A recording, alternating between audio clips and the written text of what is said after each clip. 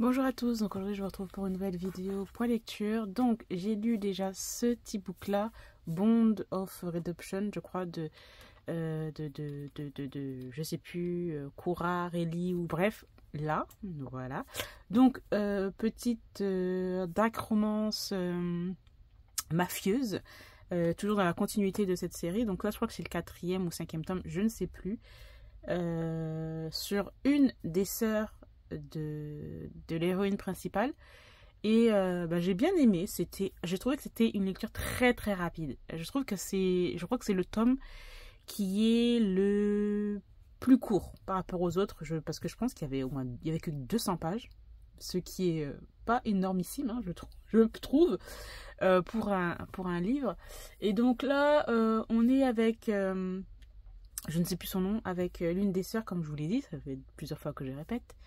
Et donc c'est une sœur qu'on a rencontrée depuis qu'elle a au moins 10 ans. Là, elle a 18-19 ans. Elle avait un crush en fait sur le garde du corps de sa sœur. Donc c'est un soldat. Donc dans les histoires de mafia, avec la hiérarchie, un soldat en gros, c'est un peu rien quoi. Enfin, elle vient d'une famille mafieuse, grande famille mafieuse, et qui a beaucoup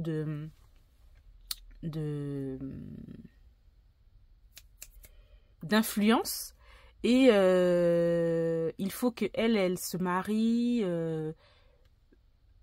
pour faire des alliances en gros avec d'autres groupes, etc. Alors que là elle est tombée amoureuse d'un soldat. Ça fait pas trop, donc voilà, ils vont avoir une relation un peu cachée, etc. On suit ça, et c'était mime, c'était cute, il n'y avait pas grand chose, ça se laisse lire, voilà, c'était divertissant mais pas plus, hein, parce que c'était hyper c'était imprévisible, enfin tu voyais que le truc c'était très prévisible, donc voilà. Ensuite j'ai lu cet e-book là, donc c'est le 4e tome de la série Royal Elite. Alors là j'étais un peu déçue, franchement, pour vous dire la vérité, j'étais un peu déçue par ce tome là. J'en attendais beaucoup plus, mais je trouve qu'il y avait vraiment des sujets que l'auteur a beaucoup développé, a beaucoup parlé. C'est par rapport aux troubles alimentaires.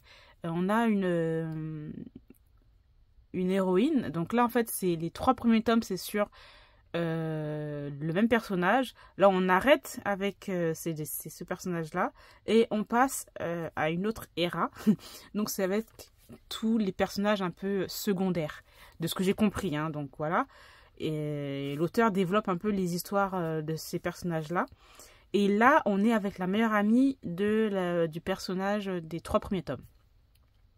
Et ce personnage là, elle était en fait non, en fait, elle fait partie quand même de la haute société. Son père, je crois que c'est un ambassadeur, voilà, et sa mère, c'est une grande peintre. Et donc, elle a vécu dans tout ce qui est luxe, tout ce qui est, voilà, bonne société, etc. Et depuis qu'elle est petite, elle s'entend bien avec le groupe des cavaliers. Donc les cavaliers, ce sont un peu des gens un peu genre, pas harceleurs, mais voilà, vous voyez, c'est les rois du lycée, entre guillemets, et voilà, c'est eux qui imposent tout, et personne ne va contre eux. Et donc elle était proche d'eux en fait quand elle était plus petite, parce qu'elle a grandi avec eux. Et à partir du lycée, eh bien, elle s'est éloignée d'eux, et elle est devenue un peu victime, même de tous les autres. C'est un peu le mouton noir, en fait, on l'a mis de côté parce qu'il s'est passé quelque chose, et elle s'est retrouvée un peu seule, et elle est devenue meilleure amie avec notre héroïne principale des 3 premiers tomes, et voilà, elle est devenue amie avec elle, et voilà, ça a commencé, etc. Et donc elle cache énormément de choses, elle cache beaucoup de choses, et elle est dans une relation très très ennemie avec l'un des cavaliers. Et le gars, il fait que la bully. Il fait que la bully, il fait que la bully, il fait que la bully. Il harcèle.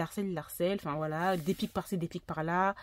Parce qu'en fait, on comprend qu'il y a eu une grande trahison de la part de la part de cette... je sais plus son nom, je suis désolée, je mets peut-être le nom ici quelque part, voilà. Et il y a elle l'a trahi, on ne sait pas pourquoi, on va comprendre bien sûr à la fin, mais il y a beaucoup de choses que l'auteur parle, enfin il y a beaucoup de choses dont elle aborde plutôt, et comme je disais, par rapport aux troubles de l'alimentation. Et c'est ce qu'elle a en fait, notre héroïne, parce qu'en fait elle a une énorme pression par rapport à sa mère qui est juste... voilà, sa mère, c'est un peu mannequin, peintre, et elle est très focalisée sur tout ce qui est son art, jusqu'à oublier ses enfants, et surtout elle, en fait, puisque ben c'est un peu le mouton noir, un peu le petit canard, parce qu'en fait, elle a grossi et tout, et en fait, sa mère, elle lui met la pression sur ça, elle lui parle jamais. Jamais elle lui parle, mais quand elle lui parle, c'est pour parler de son poids. Et elle avait plus bas que terre. Il y a son père qui est là, mais qui la défend tout le temps, mais il est jamais présent en fait parce qu'il est en déplacement. Et donc par rapport à ça, ben, elle a un énorme poids psychologique. Donc elle se mutile, elle se vomit, il y a de la boulimie, de l'anorexie, enfin tous ces troubles alimentaires qui, ben, la dépression aussi, enfin tout ce qui est un peu noir en fait, la noirceur, voilà, ça l'englobe et tout. Et en plus de ça, elle se fait harceler au lycée, donc c'est hyper dur pour elle, hyper compliqué. Et elle nous parle de ça, l'auteur, et il va y avoir l'histoire d'amour bien sûr. Ensuite, elle va nous sortir un truc. Je suis là en mode, je dis mais non mais what the fuck, elle nous raconte quoi là? Elle va partir sur un truc. Demi-frère, frère, pas frère, je sais pas, nanana. On se dit, mais c'est quoi cette histoire? En fin de compte, le truc, c'est que les deux parents de la fille, ils ont eu des relations extra-conjugales avec les parents du gars, là. Je mets son nom, là, quelque part, voilà. Et en fait, ils ont mixé, enfin, c'est tout un micmac. Voilà, c'est tout un micmac. En fait, ils sont demi-frères, mais par alliance, mais c'est bizarre, en fait, enfin... Tous les trucs de gens, et on dit non, on va pas partir dans un truc un peu... Non, elle est pas partie là-bas, mais bon, quand même. Donc voilà, il y a eu tout ce micmac là et tout. Donc bon, après, voilà, c'était bien sans plus. Enfin, je me suis dit, voilà, autant de pages pour ça, enfin... Pourquoi? Mais elle aime bien nous mettre un petit peu le suspense, cette autrice. Bon, bref, c'était bien, sans plus. J'avais mis un petit 3, je crois, un 3 sur 5 de mon souvenir. J'ai lu aussi le tome 2 de la série Fourth Wing, Iron Flame. J'ai adoré. J'ai adoré. Alors là, dans ce livre, alors on a des batailles, on a des pertes, on a des révélations, on a de la brutalité, de la violence, on a un peu de spicy, mais c'est pas... Franchement, c'est pas vraiment focalisé là-dessus. À la fin, excuse me, mais j'étais sans voix en fait. Je me suis dit, what? Et il faut attendre maintenant en janvier. Enfin, je sais pas, c'est sort quand exactement en France. Je sais que c'est en janvier, mais quand, je sais plus. Je me suis dit, what? Non, franchement, j'aime trop. Puis l'univers, il est excellent. Oh, il y a tellement de secrets. Enfin, c'est... Franchement, il vaut le coup, hein. Franchement, il vaut le coup. Il vaut la hype. Il vaut la hype. Il vaut la hype de tout ce qu'on a entendu, de tout ce qu'on voit. Enfin, franchement, j'adore. Et puis, en plus de ça, les gens, ils sont trop forts maintenant. Ils nous font des edits. Ils font des trucs avec, bon, l'IA, là. Bon, j'aime pas trop l'IA, mais bon. Ils font des trucs de ouf. Et en fait, c'est vraiment... moi, ce que je vois, ben, dans le livre, en fait... c'est vraiment ça en fait, ils ont trop bien fait les trucs, enfin les personnages, l'univers, les dragons et tout, enfin il y a tout un univers avec les dragons aussi que j'aime beaucoup. Andarna, elle aussi c'est un dragon exceptionnel, enfin à ce qui paraît il y a 5 tomes. Après j'ai vu les gens ils ont des théories, j'ai dit vas-y j'arrête de lire les théories parce que ça va trop me faire le fendre le cœur, mais j'ai très hâte de lire le tome 3. J'ai vu parce que j'ai vu l'auteur Rebecca Yarros, elle a mis je crois qu'elle a fait un live ou je sais plus quoi, et en fait elle a montré le livre, donc c'est Onyx Storm si je me trompe pas le nom, Et en même temps, moi, bah, j'ai vu l'épaisseur du livre, en fait. J'ai l'impression qu'il est moins épais que l'autre. Donc, voilà, j'ai envie d'avoir un peu plus de... Franchement, il y a combien de pages, là? Il y en a au moins 600, 700. J'ai l'impression qu'il y en a moins il va y en avoir moins dans le tome 3. Peut-être 300 pages. Que, vu l'épaisseur, j'ai vu, j'ai dit, oh, bah, il est moins épais que les deux premiers. Donc, bon, on va voir. Mais j'ai trop hâte. Franchement, j'ai lu 700 pages, mais ces 700 pages-là, franchement, j'ai pris mon temps.